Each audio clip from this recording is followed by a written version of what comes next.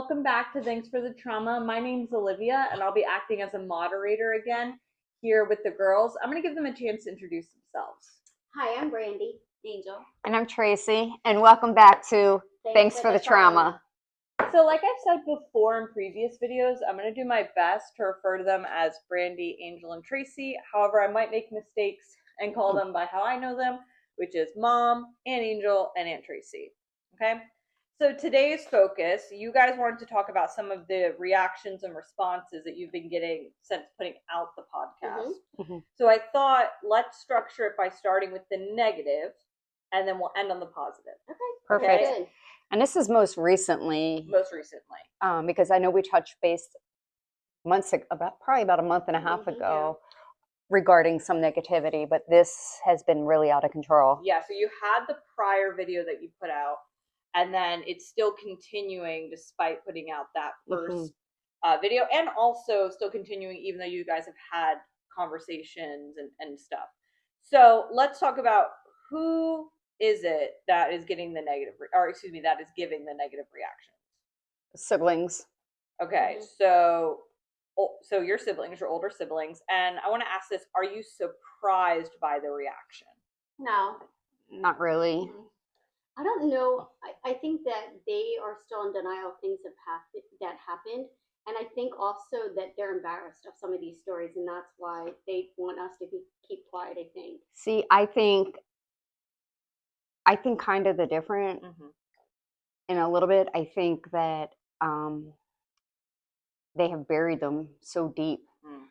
And because even when I sat down with one of them and speaking to them, she was no. And then she, not even 10 minutes later, was like, oh yeah, I remember that.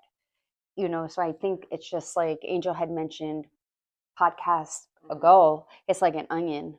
And when you're peeling it back, you get to the center of that, and then you realize it, and then it comes out. So like the initial response is it's almost so deeply buried that to them it might initially actually seem like a lie, but then once they take a second, get past the feeling, they're like, oh, wait a second, I remember that. That's kind of what the experience you're having. And then the embarrassment, or then the denial of, I don't want to face this.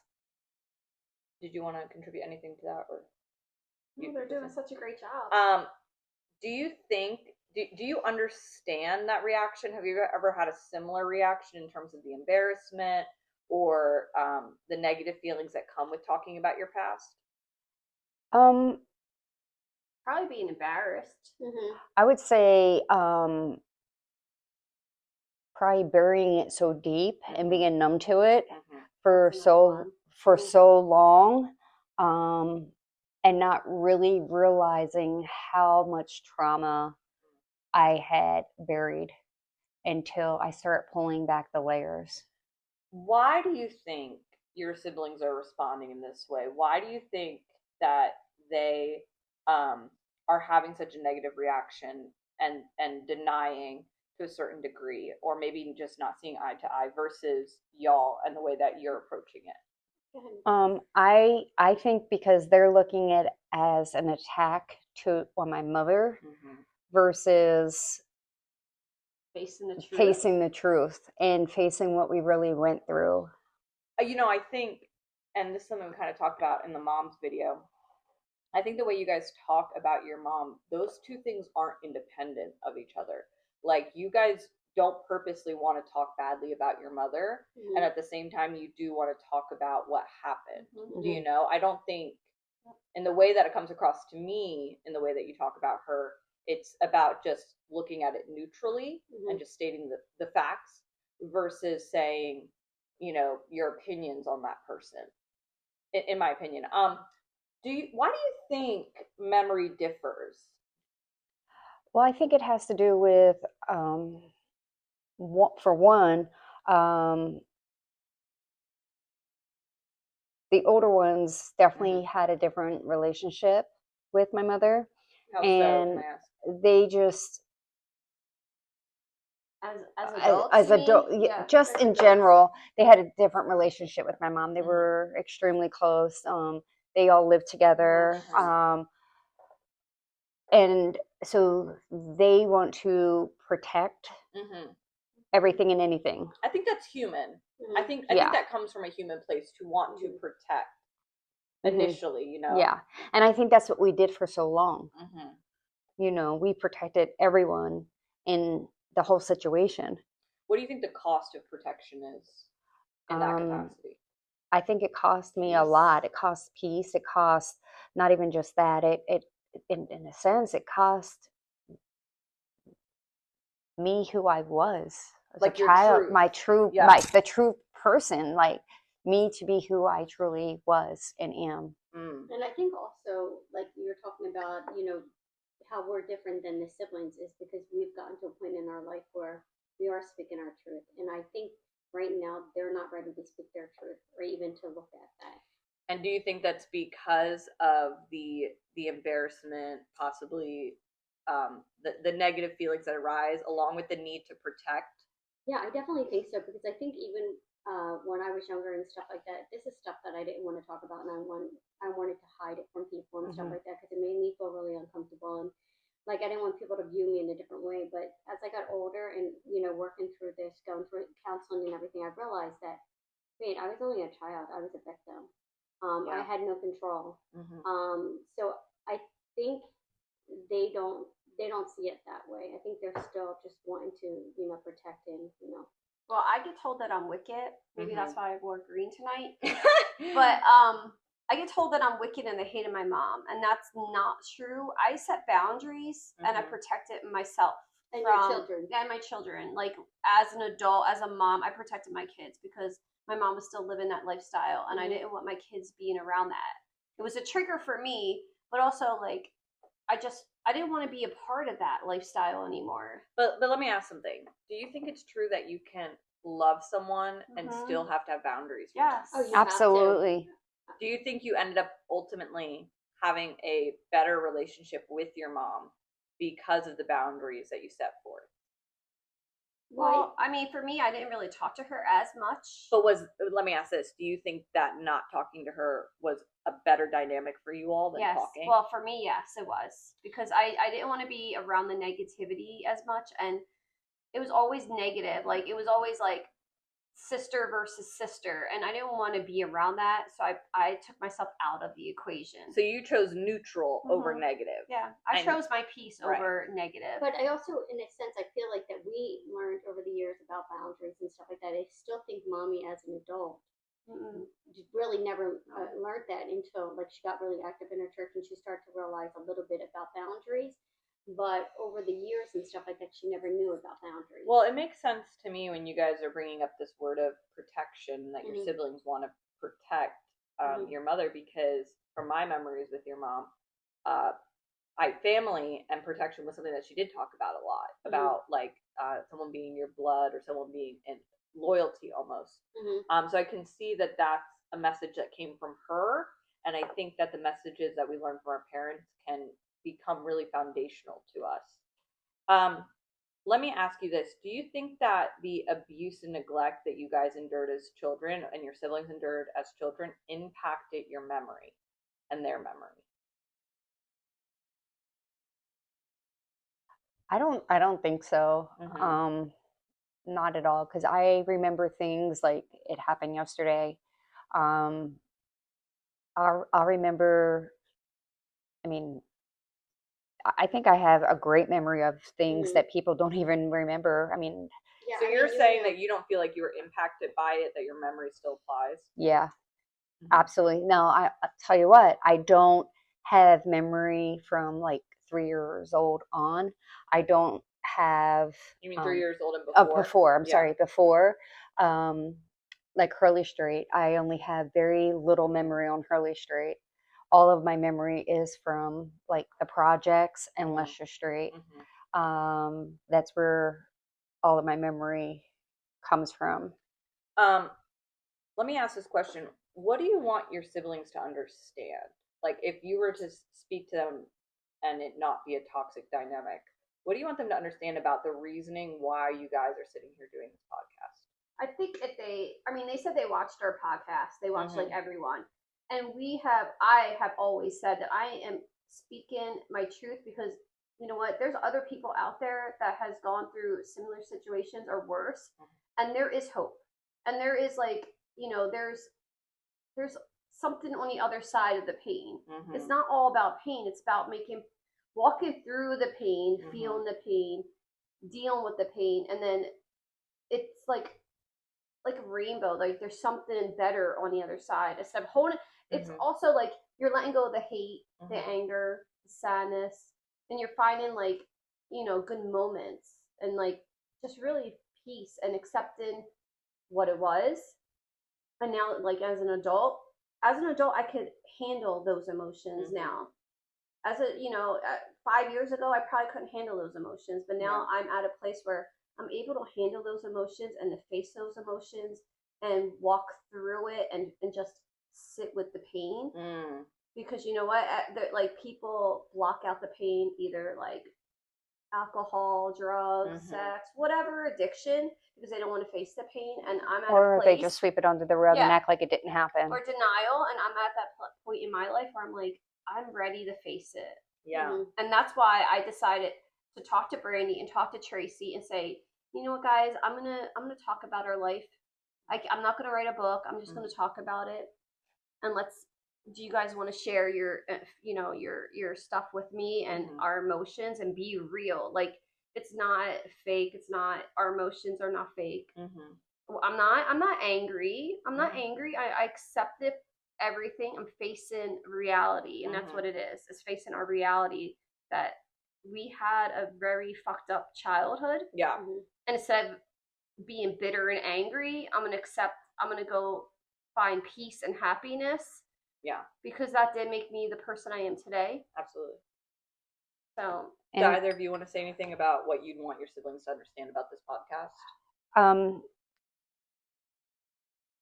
Basically, pretty much the same thing. Like, we're doing this podcast because it's our truths, and our truth should be heard.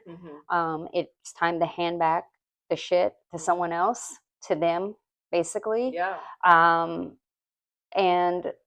listen, they are welcome to come sit in and tell their sides of their story, their truths, anytime. You know, I've told them that, please come. You know, your truth could be heard too. You know, whenever you're ready. I've also said to them, instead of sending us hateful messages, text message or voicemails, how about you write your comments under our post? Why do you think they decide to approach it privately as opposed to publicly? I'm not sure.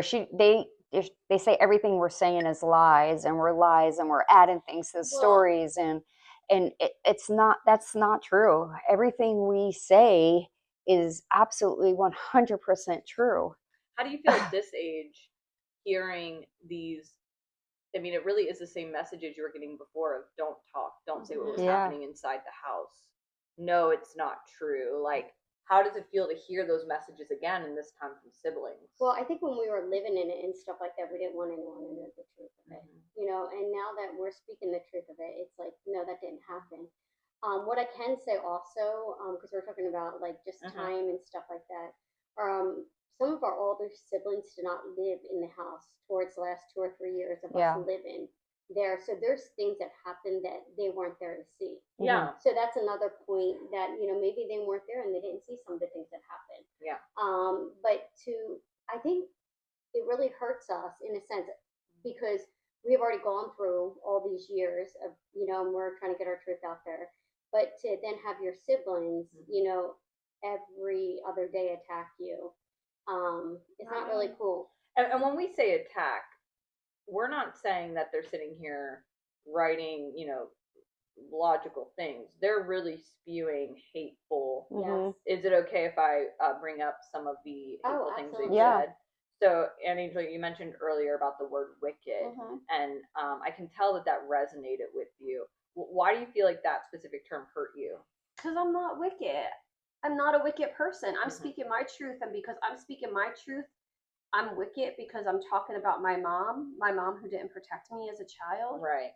That's not fair, you know, to call you to. I can see the anger with that there. What angers me more is the messages that we get that our mother should have aborted us. Yeah, let's talk I about mean, that for a moment. like who are our siblings that even say that because you don't believe in what we're saying? You don't want to admit our truths. You want to keep sugarcoating And I it. think that comment was That left really, on all of our voicemails and stuff like that, saying that we should have been aborted. The last three should have been aborted. That's just that's really hurtful because I feel like that we're not really saying anything in our podcast bad about our siblings. yeah, We're just really trying to tell our story, you know. Yeah. And not only that, but you know, it's not like you're explicitly saying to them, you have to agree with everything I say and you have to validate everything I say. Absolutely not. You know? But I feel like it goes back to like our childhood that like one of us thinks one way, we all have to think that way. And it wasn't until like I had my own family where I'm like, wait a minute, I don't have to agree with you. Yeah. I could have my own opinion. I don't have to do what you want me to do right Yep, now. It's called absolutely. a boundary. Absolutely. And I really want my siblings to understand what a boundary is. Go look up the definition. And, Absolutely. And do your research. Why do you think they're so anti boundaries in that I don't think they even know what the word boundary is. Why do you, but what I'm saying is, why do you think someone would be afraid of a boundary? Do you think it's like an attachment thing? Like they're afraid to not be connected to somebody? Like, I'm just curious. Or you just don't think they have the education? I think it has to do, I mean, I'm going to, maybe a control thing, like I'm taking control of this situation and this is what we're doing. This is where we're going. This is when we're leaving. This is when we're doing this. It's like a safety thing. Yeah, and it's one person following the other person. So if one person's late, all of them are late. If we're going here, everyone's going here.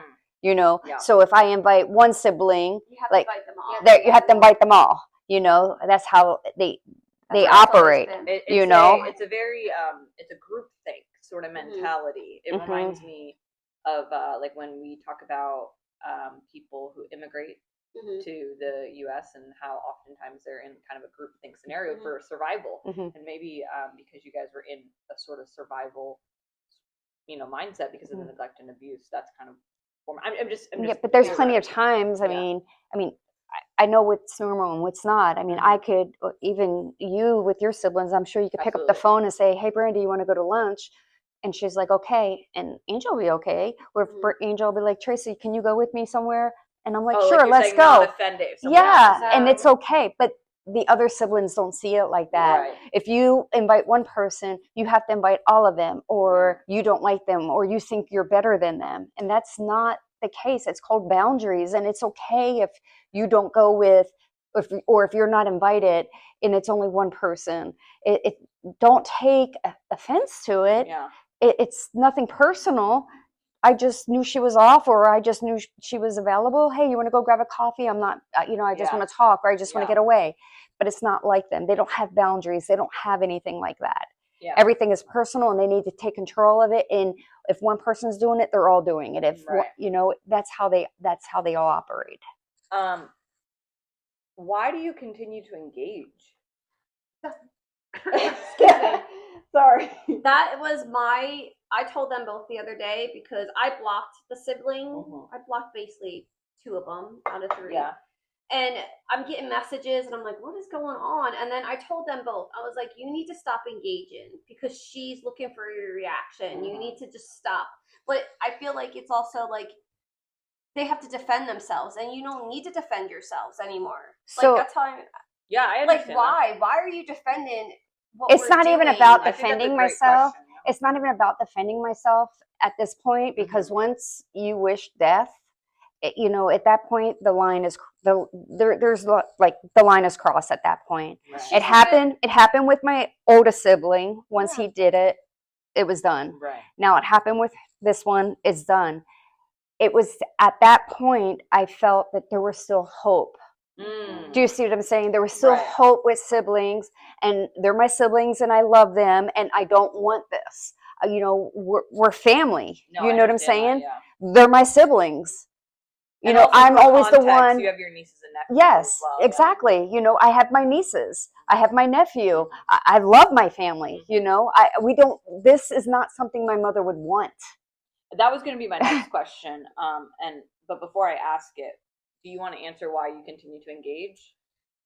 I think that like Tracy said, like the hope of like, hey, maybe they'll get it, or we have that open means of conversation, like, hey, I don't agree with what you're saying, but I'm trying to explain to you why I'm saying these things, but they still don't get it. Yeah. You can't explain something to someone who's not ready to listen. But also the thing that my one sibling, like, I just feel like she's so easy to manipulate and fall underneath someone's spell, and she has such a heart of gold and will do anything for anyone.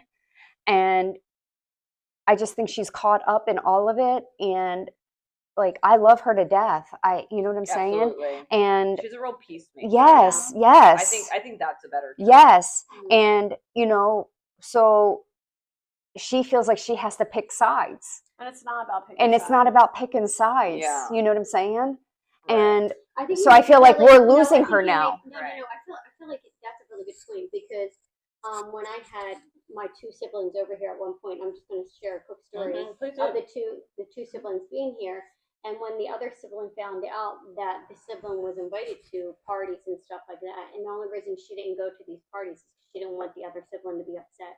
Like, she couldn't make that own choice. She could not make her own choice because she didn't want to upset the other sibling. And that's not and fair. That's really not fair. But at the same time, she is a grown woman, and she has the ability and autonomy to go and do these things. She just has to decide what she wants in life. Do you know what I mean? So like you guys said, the best thing I guess to do in that capacity is leave those avenues open if you want to. But I'm not going to leave it open if you're going to keep abusing me. Absolutely, you know what I'm saying? For sure. Like, you cannot. I'm not here for you to abuse me. I'm not here for you to wish awful things on me. No, absolutely. Because I'm speaking my truth. It's not going to happen. Absolutely no, and I think it's.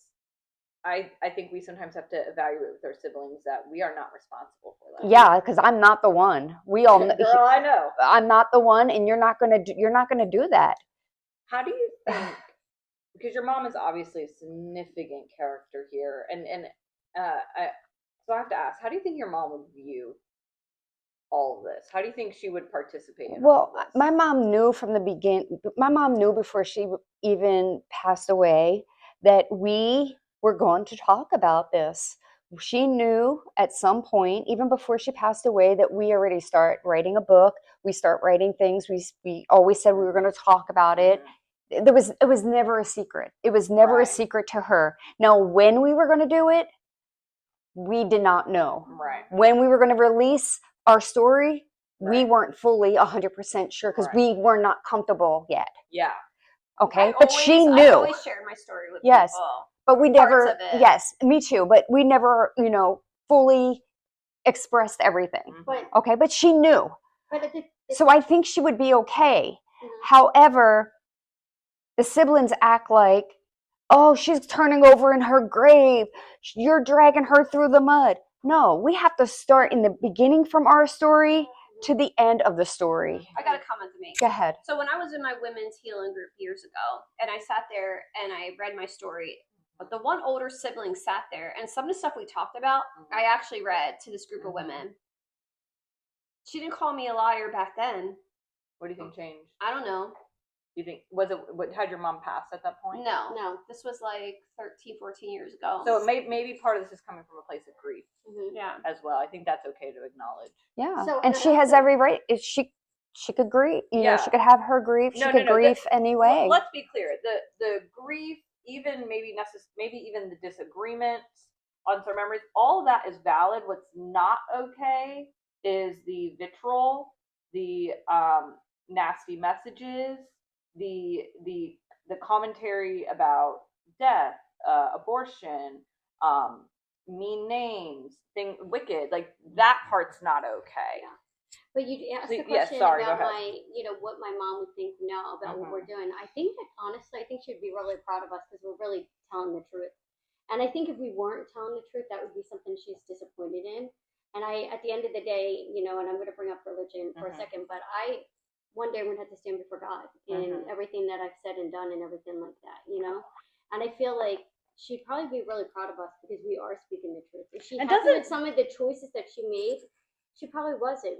you know? And There's some, realistically, excuse me real quick, yeah, there's please. choices as a parent that I'm not happy We that all- I made. We all. We're not I said the perfect same thing, parents. yeah. No, absolutely. You know what I'm saying? We're not perfect parents by any means. In many ways, doesn't your mother's story deserve to be told too? Mhm. Was she not, in truth, also, a victim of Yes. circumstance? Mhm. Yes. She was a victim, So- and she got beat up. I think being honest about her as a mother is the best thing you can do by her Mhm. in a way, because if you can't be honest about your parents, like Mhm. what can you be honest Yeah. about? Yeah. Do you guys want to say anything else on this topic before we move on to more positive or surprising reactions that you've gotten from people? No. Yeah, I think we're good. Do you guys feel comfortable? Okay. Mhm. So in turn, we're going to kind of switch to a more healing or maybe happier side of it. You guys have gotten quite a bit of people who have reached out to you. Even I've been surprised to hear about it throughout time. And I want to ask, before we actually read some of these, how do you feel hearing from others validating your experience? Saying, like, I've seen this, I remember this. Like, Well, it's them two who were asking people. I am fine because I know my truth. Yeah. So I mean, it's when they share the stories with me. Mhm. I mean, there's some things that I forgot about, and then Mhm. like one of the messages from somebody when they mentioned something, I was like, oh my gosh, yeah, I forgot about that. Mhm. So I mean, they're just helping me remember things that I'm not saying I blocked out, but No, but it's just drawing back to your attention. yeah, where I'm like, oh wow. I got a message that Mhm. I still don't fully recall Yeah. this happening, but this person swears that it had happened, Mhm. and I think I'm putting things together. I think it may have been at a time where I was pregnant and it Mhm. had happened. Mhm. But I mean, they're bringing it up, and I'm like, I don't call. Like, I remember part of the Right. story, but I don't remember all of it. Mhm. But I'm like, wow, okay. But I mean, like you said, we're getting stories in, and they're like, oh, I remember this, and I remember that, and Yeah. and I'm just like, oh, wow. So you feel like you're still kind of processing all the information that's Yeah. coming in, and how do you feel getting all this stuff before No, I read I think some of that? I was really surprised sometimes when I open an email or something like that, and someone says something to me like, "Oh, I remember this" or "I remember that," and I'm like, "Wait, these are things that we've talked about in our podcast that our siblings have said, no, this didn't happen," and then Mhm. someone comes back and validates what we've already said. Okay, well, I'm going to start by reading one of these. We'll talk about it, and then we'll move forward. So this one was a message to you, Brandy. It says, I've been following Thanx4 the Trauma. I wanted to let you know that my parents did step up to help when CPS stepped in. I remember my parents sitting me, myself, and siblings down and explaining that our cousins needed help and that one may be coming to live with us for a while. I believe a woman from CPS came out to our house, but nothing ever became of it. I think that's when we lost touch with you guys. Please know that I have no contact at all with your older siblings. When Tracy mentioned Hurley Street and the monkey, I assume she's referring to the monkey bars or the No, the the other actual mom monkey. had Oh, the monkey. every time it's another animal. Okay, Hurley Street and the monkey. I was at that house, and as a young girl, I remember thinking, why does their mom let them live like this? If I remember correctly, your grandmother also lived there. Mhm. I just felt the need to reach out to you. I skipped a line. Is it okay if it's crossed out to read it? Well, it depends on what it is. No. Never mind. I'm not going to read it then. Yeah, Okay. yeah. So, It's crossed out. Don't read how it. do you guys feel about hearing about this specific one when you guys got it? I remember the story, the part of the story about the Mhm. CPS and the parent For those being who don't sit know, down. what is CPS? CPS is Children Protective Services. Okay, perfect. Because it's crazy, because when I had believed that a different story took place with CPS, my brother said, no, it was our cousin so-and-so parents with CPS. And so then it clicked, because it now made sense, because this validated my brother's story. Okay, so you got clarity on what actually happened. Yes. And I was too young to you were too remember young any for of this. that. Mm-hmm. Yeah, and I think even in there you didn't read it, but it said that she didn't remember Angel. Yeah, she did. I just wasn't sure what I Yeah, could that's read fine. away. She just said she didn't. Yeah, she just didn't remember Angel or anything like that. But I feel like like seeing someone from the outside, someone that I wasn't expecting, an email saying, "Hey, no, I know that this happened." Yeah. And like I said, being told by siblings, "Hey, no, this never happened." Mhm. I think a lot about little you guys, like Mhm. children, like little versions, and I think about the embarrassment you guys have talked about, or the shame you felt, and just to hear somebody say, as a young girl, I remember thinking, why does their mom let them live like this? Mhm. I wonder how that would have felt if you guys heard that when you were little. If you heard someone say to you, Well, it's like, making me emotional now. Mhm. why does it make you emotional? Because why did she let us live like that? How does it feel to have someone else recognize that? Even as a little girl, someone else saw Yeah, that. she was a child herself. Like think about that. She's she was not a the child. first child to write us, though. Yeah, but I think it's really validating Mhm. for somebody to say, I saw you. Mhm. I saw that. I Mhm. saw that this person was in the Mhm. wrong. And I think that's why you're emotional. Mhm. I think that makes a lot of sense, and I think that's really powerful. Are you guys okay if I move Yeah. to the next Mhm. one? Okay, I'm gonna read this one. It says, I saw your update. You ladies are doing it right. You're not attacking your abusers. You are just being honest and with respect. I love that you can be respectful of each other's differences of opinions. My husband was abused mentally and physically by his father. His father went to his grave, never acknowledging the abuse. Some people just don't get closure. I think this is her Yeah. husband's name, so I'm going to skip Mhm. it. Mhm. Her husband broke the cycle. My kids know about the abuse. They also heard family members laughing about it as they would share stories. Unfortunately, sometimes family members side with the abuser. Needless to say, they are not in our lives. You are correct about JR not healing from trauma from his childhood. That is no excuse for anything you guys endured. I hope you don't mind me commenting. I love that the three of you broke the cycle and made beautiful lives for yourselves and your families. No matter what happened as a child, you become an adult and not to make, I'm sorry, decided to make the right choices.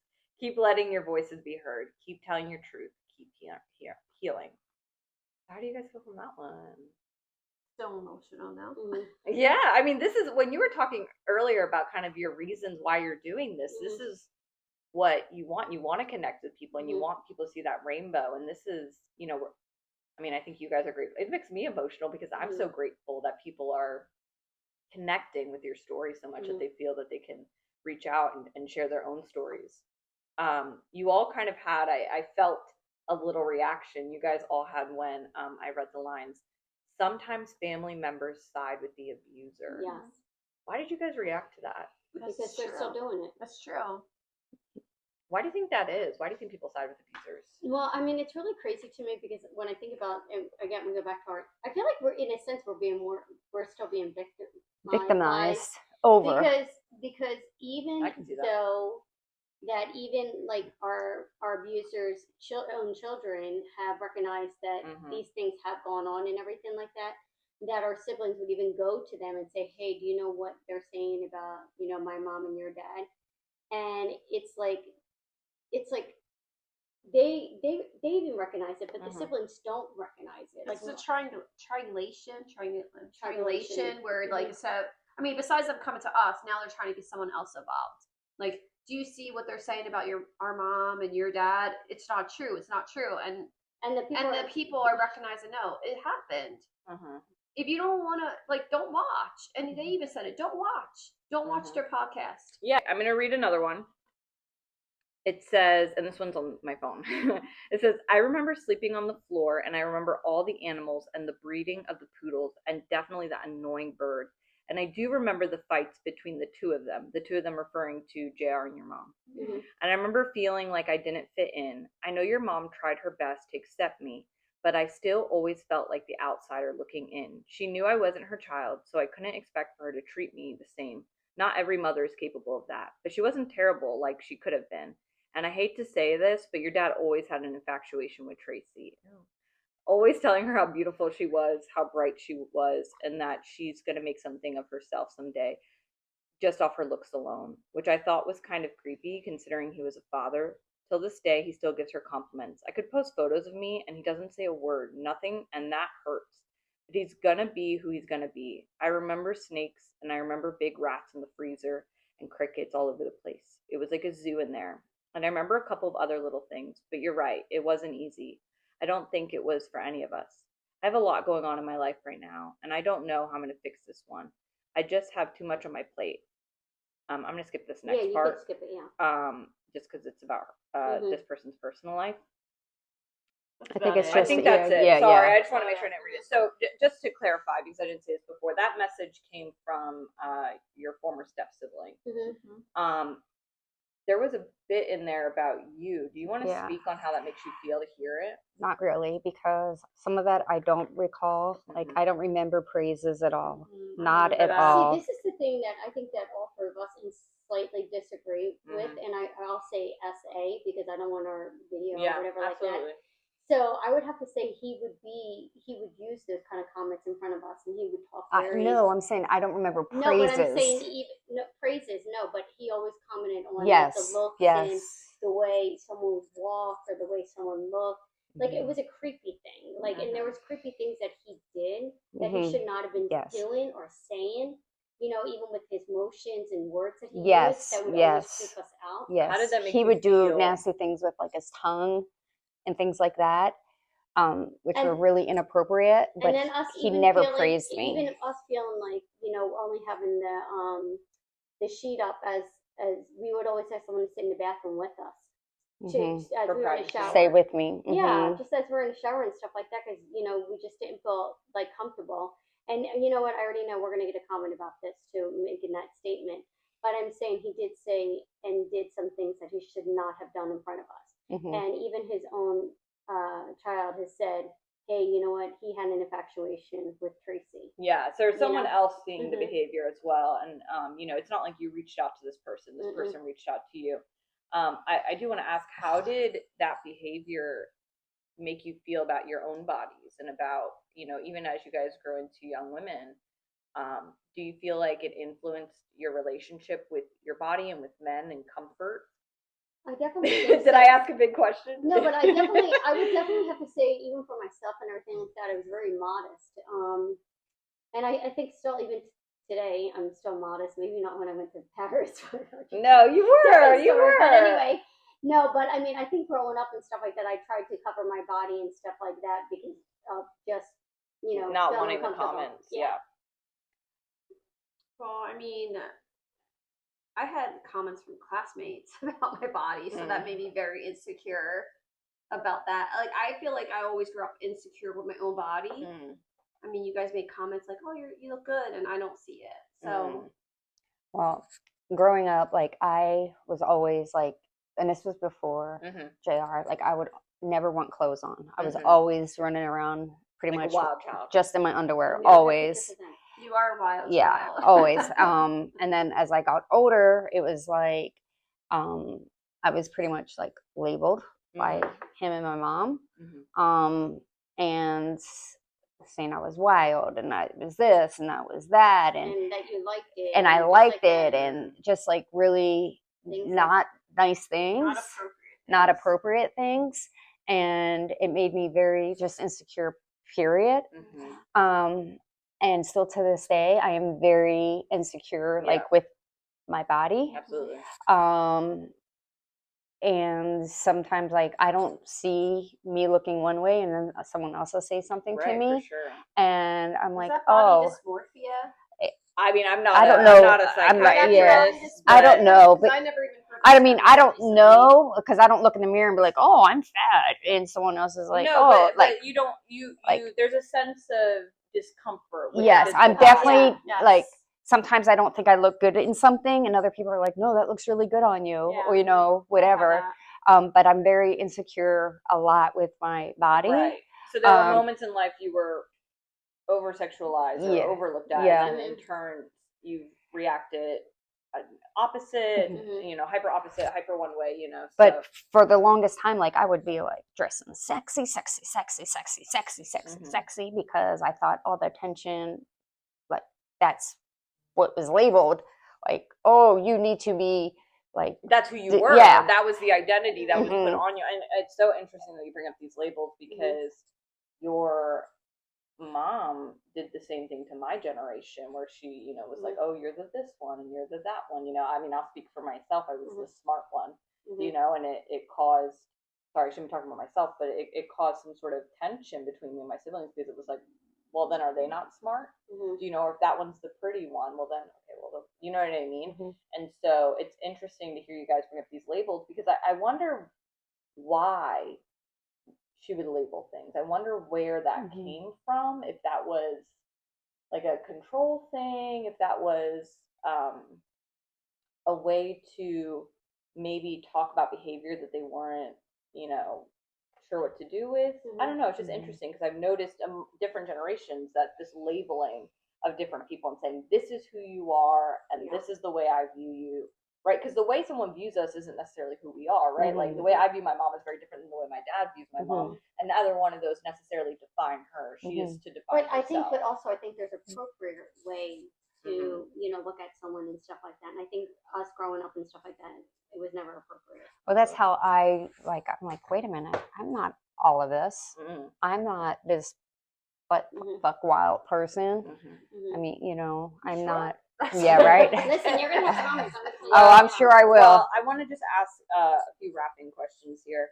So my first is for the people who reach out to you guys with their own stories or with commentary about your stories. Is there anything you guys want to say to them, or anything that you want them to know? Well, I mean, we knew this wasn't going to be easy from the beginning. Mhm. We knew we'd get, you know, some Push off back. the wall craziness, you know.